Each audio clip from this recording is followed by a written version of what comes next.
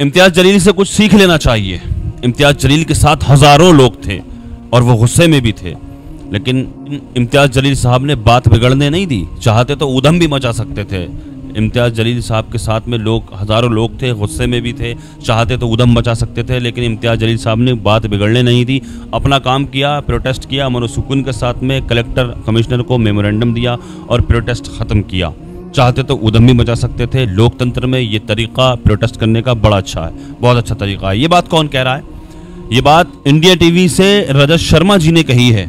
जी हाँ, और दूसरी तरफ गोदी मीडिया बड़ा उल्टा सीधा चढ़ा के दिखा रही है। आप देख ही रहे होंगे किस तरह से दिखा रही है कि दंगा भड़काने का काम किया इम्तियाज जलील ने और इस तरह के विवादित बयान दिए इम्तियाज जलील ने। इस तरह से देखिए इम्तियाज जलील ने किस तरह के बयानबाजी की है, किस तरह हेट स्पीच दी है, इस तरह के भी गोदी मीडिया सब कुछ दिखा रही है। आप लोग देख ही रहे हैं। अफसोस है मुझे गोदी मीडिया पर, अल्लाह पाक हिदायत अता फरमाए। दूसरी तरफ आप लोग जानते हैं इस रैली के बाद में असदुद्दीन ओवैसी साहब मुंबई पहुंचे। मुंबई पहुंचने के बाद में बड़ा अच्छा बेबाकी से उन्होंने एक बयान दिया और जमकर बात की, बेबाकी से बोले और मुद्दों पर बात की। जो भी मुद्दे थे जिस लिए प्रोटेस्ट किया गया और जिस वजह से किया गया, जिस मकसद से किया गया, उस मकसद पर बोले और उन्होंने कहा इस मांग को अगर पूरा नहीं किया गया तो फिर हम फिर से प्रोटेस्ट करेंगे। देखिए आप लोग इस वीडियो को।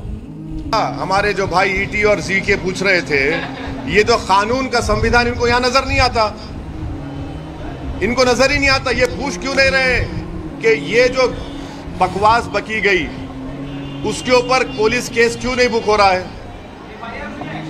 अरे पकड़ो ना, कोई दूल्हा तो नहीं है, हाथ में मेहंदी तो नहीं लगी हुई दुल्हन की तरह। भिजाओ उसको, उठा के लेके जाओ, जेल को भिजाओ, ले जाओ ना। एफआईआर हुआ है, एफआईआर लेके क्या करेंगे? बीएनएसएस में तो 15 दिन का टाइम है। जब एफआईआर इशू हो चुका है तो पकड़ो ना उसको, नहीं पकड़ सकते। देखिए महाराष्ट्र की पुलिस को ये लोग कमजोर कर रहे हैं बीजेपी वाले। सही बात। महाराष्ट्र की पुलिस एक प्रोफेशनल फोर्स है और उस प्रोफेशनल फोर्स का लोग मजाक उड़ा रहे हैं। ये एक नहीं अनेक भाषण है उसके। क्यों बचाया जा रहा है? क्योंकि वो रूलिंग पार्टी का है। मस्जिद में घुस के मारेंगे, ये आपको नजर नहीं आता? पत्थर नजर आते खाली आपको? तो ये सिलेक्टिव इंप्लीमेंटेशन ऑफ लॉ क्यों हो रहा है? उसको पकड़ना चाहिए फौरन दोनों को। कोर्ट अपना काम करेगा। जवाब देना मेरा काम है, तुम नहीं। आप देखिए, हम जवाब देंगे, हम जवाब देंगे, हम जवाब देंगे। आप जवाब नहीं देंगे।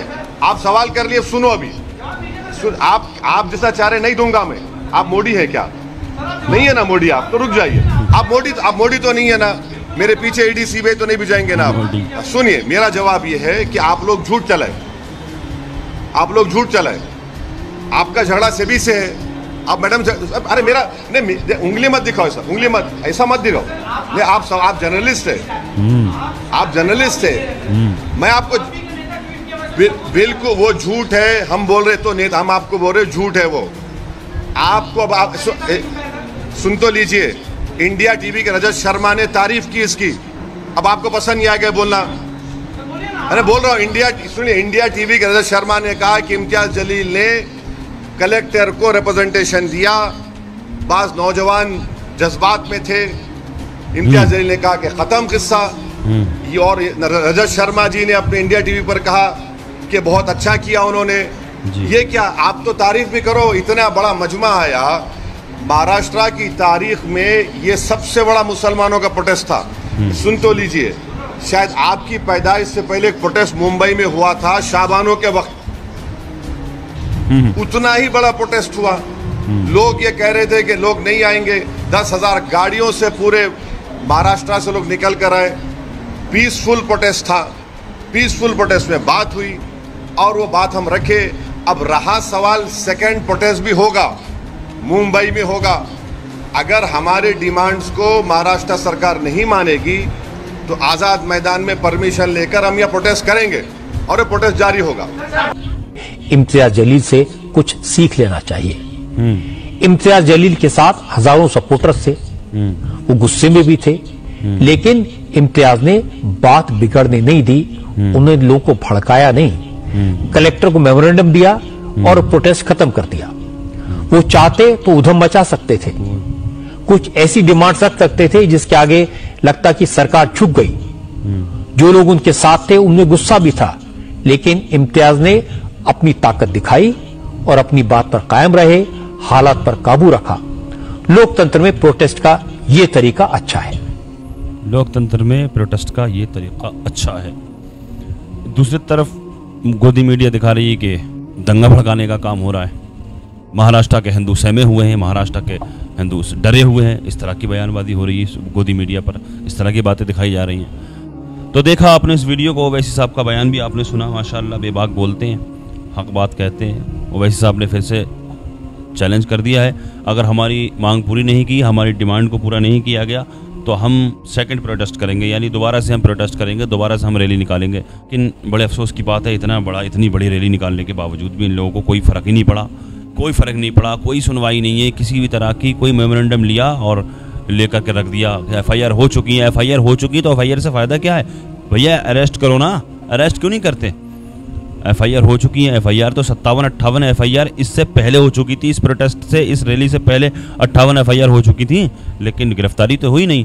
और उस जो नीतीश राणे लगातार विवादित बयान देता जा रहा है, हेड स्पीच देता जा रहा है। मुफ्ती सलमान अदरी साहब को 10 महीने हो चुके, मुफ्ती सलमान अदरी साहब ने कौन सी हेड स्पीच दी थी?